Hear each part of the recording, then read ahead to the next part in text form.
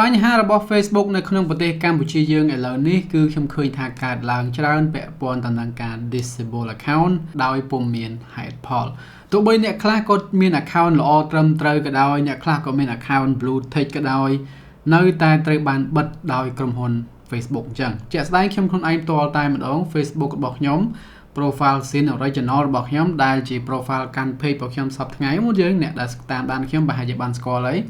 Mr. Bunley បើអញ្ចឹង profile ហ្នឹងត្រូវបាន Meta delete ហើយបើអញ្ចឹងឥឡូវនេះខ្ញុំមិនអាច log in ចូល page របស់ខ្ញុំបានទេ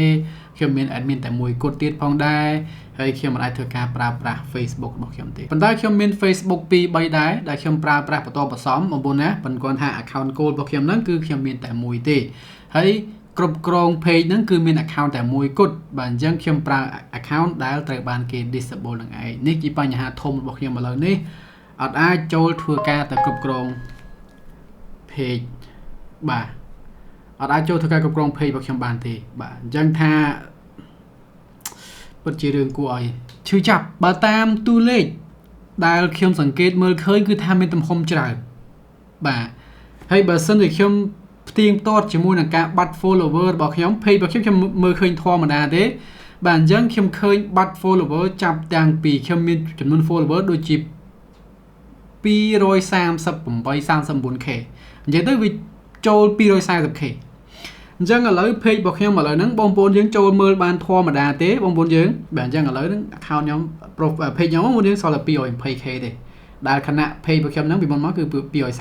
ចឹងឥឡូវហ្នឹងគឺយើងមិនដឹងថាមកពីអីទេហើយម្នាក់គឺព្យាយាមធ្វើការ recovery មកវិញបាទអញ្ចឹងសំខាន់ហ្នឹងគឺថាវាអត់មានកន្លែងឲ្យយើង appeal ទៀតបាទអញ្ចឹងយើង log in ចូលទៅវាអត់មានចុចឲ្យប៊ូតុងយើង appeal ថាយើងមកពីអីមកបញ្ហាអីទេបាទហើយគេឲ្យយើងទៅ visit help center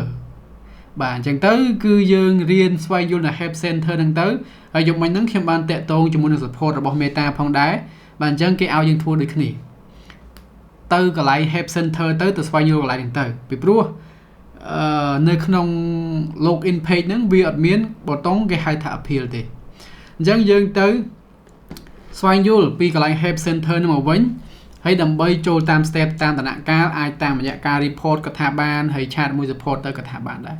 អញ្ចឹងឥឡូវហ្នឹងគឺយើងអត់មានដំណោះស្រាយអីទេបងប្អូនយើងហើយខ្ញុំសំណូមពរទៅដល់បណ្ដាញសារព័ត៌មាននៅក្នុងប្រទេសខ្មែរយើងផងជួយផ្សាយរឿងហ្នឹងព្រោះរឿងហ្នឹងគឺជារឿងធំបាទអញ្ចឹងបាត់ account Facebook គ្រប់គ្នាអញ្ចឹងវាមិនមែនជារឿងធម្មតាទេបងប្អូនយើងបើនៅក្នុងស្រុកគេវិញបើ Meta ធ្វើអញ្ចឹងគេផ្សាយព្រាតអញ្ចឹងខ្ញុំសំណូមពរឲ្យព័ត៌មានស្រុកខ្មែរយើងជួយផ្សាយផងថា Meta បាន disable 1000 or even 100 to 1000 user account in Cambodia អញ្ចឹងទៅបាទអញ្ចឹងមិនធម្មតាទេបាទអញ្ចឹងវាជារឿងមួយដ៏គួរឲ្យបារម្ភបើសិនជាយើងធ្វើការប្រើប្រាស់ Facebook អញ្ចឹងទៅហើយយើងផ្ញើ asset យើងផ្ញើឯកសារយើងផ្ញើ branding យើងហ្នឹងហើយស្រាប់តែលុបយើងចោលអញ្ចឹងវាមានន័យអីបាទនិយាយទៅគឺចង់ដកយើងចេញភ្លាមដោយវាអត់មានការគិតគូរផងណាបងប្អូនយើងដូចខ្ញុំនិយាយអញ្ចឹងខ្ញុំ account ខ្ញុំ blue tick ទៀតបង់លុយវាប្រចាំខែទៀតបាទមួយខែដូច$7-8ហើយអត់មានប្រើអីអត់មានរឿងញ៉ៃអីទេបងប្អូនយើង Facebook ខ្ញុំមាន security ល្អណាស់ខ្ញុំបាន confirm មួយលេខទូរស័ព្ទ confirm មួយ email ណាប្រើប្រាស់រាល់ថ្ងៃ chat ជាមួយបងប្អូន comment follow ណា active រាល់ថ្ងៃបងប្អូនណាមិនមែនជា account ដែលថា inactive មិនមែនជា account spam មិនមែនជា account ដែលអត់ប្រើប្រាស់នោះទេបងប្អូនយើងហើយ account នេះគឺ confirm ពេញលេញមកតែម្ដងអញ្ចឹងក៏ត្រូវបាន delete ទៀតដែលជារឿងមួយធ្វើឲ្យខ្ញុំពិតជាអស់ចាមហាលផ្លោះខ្ញុំឆ្ងល់មែនទែនតែម្ដង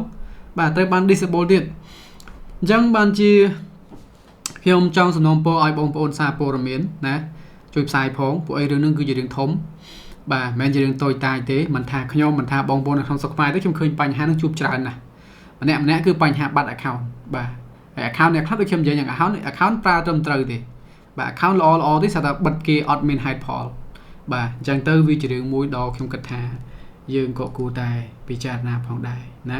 បងប្អូនយើងបាទអញ្ចឹងខ្ញុំក៏សូមចែករំលែកជូនបងប្អូនតែប៉ុណ្ណឹងសម្រាប់បងប្អូនយើងដែលអត់ទាន់បានបាត់អាចធ្វើការទៅ verify សារជាថ្មីណាដូរឈ្មោះឲ្យពិតប្រាកដជាមួយនឹងឲ្យត្រូវជាមួយអត្តសញ្ញាណប័ណ្ណយើងផងថ្ងៃខែចង្កណារបស់យើង confirm មួយលេខទូរស័ព្ទជាមួយនឹង email របស់យើងឡាក់ជាដើមណាបាទអញ្ចឹងធ្វើម៉េចរៀបចំឲ្យត្រឹមត្រូវទៅ set two factor authentication